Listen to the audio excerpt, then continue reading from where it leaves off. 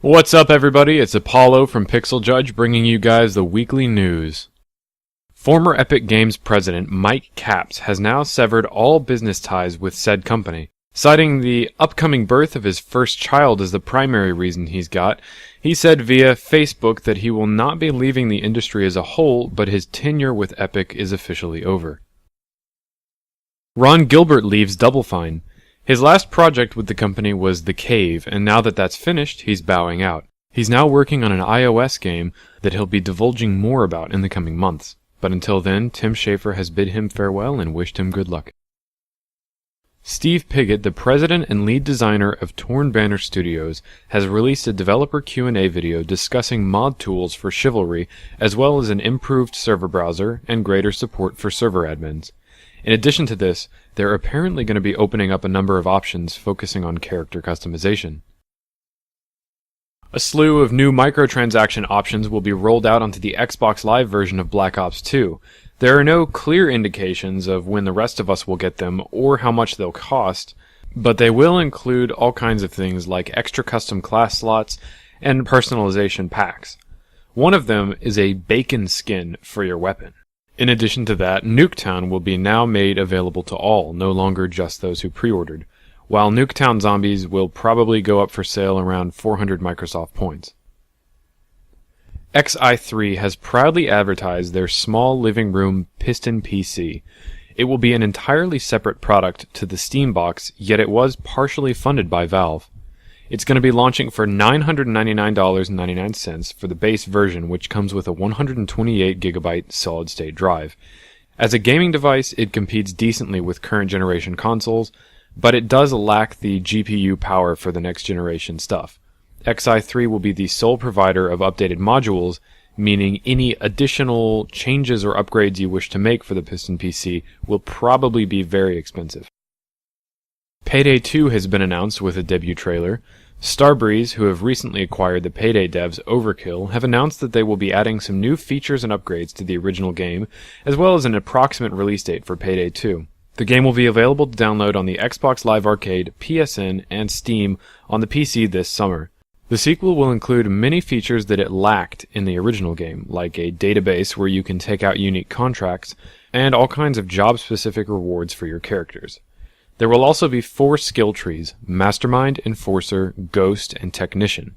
Masterminds are basically crowd controllers, Enforcers are tanks, stealthy ghosts can cut cameras and disable alarms, and Technicians can actually break into safes faster and fight with an array of explosives and deployable turrets.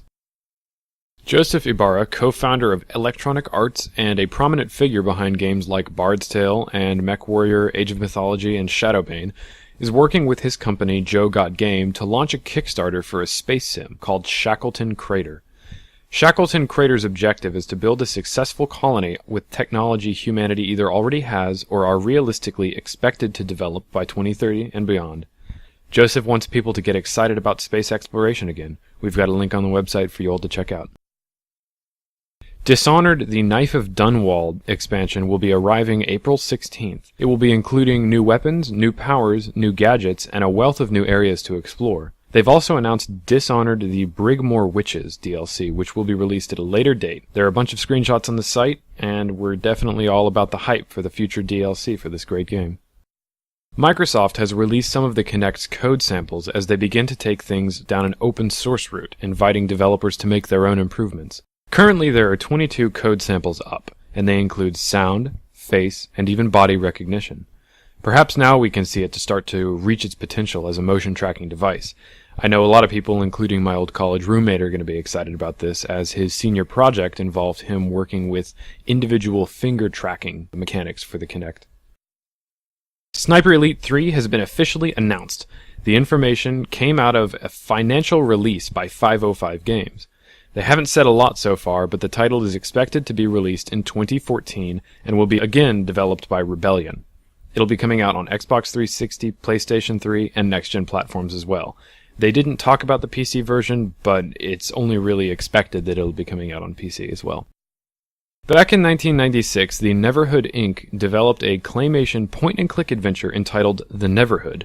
Doug Tenapel, also credited with the creation of Earthworm Jin, has announced on Facebook that he and much of the original team are planning to return to the strange-sounding premise of a claymation video game.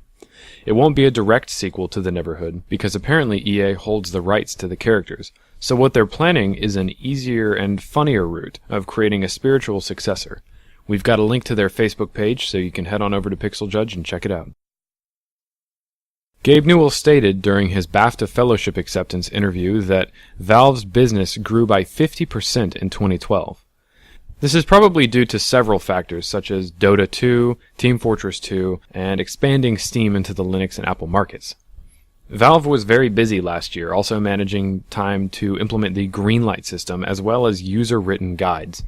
In addition, and this is pretty cool, Newell announced that a recent Dota 2 update was responsible for 2% of all mobile and land-based internet activity. 2% of all communications across the internet were about that Dota 2 update. That's insane.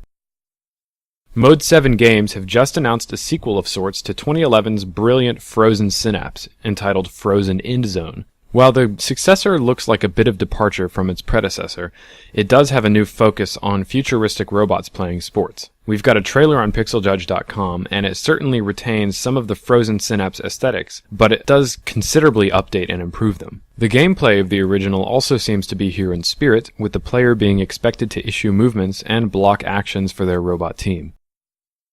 Civilization 5 is getting a new expansion pack. Civilization: The Brave New World is going to be adding new changes to culture and diplomacy, as well as add the Polish Empire and a number of new units.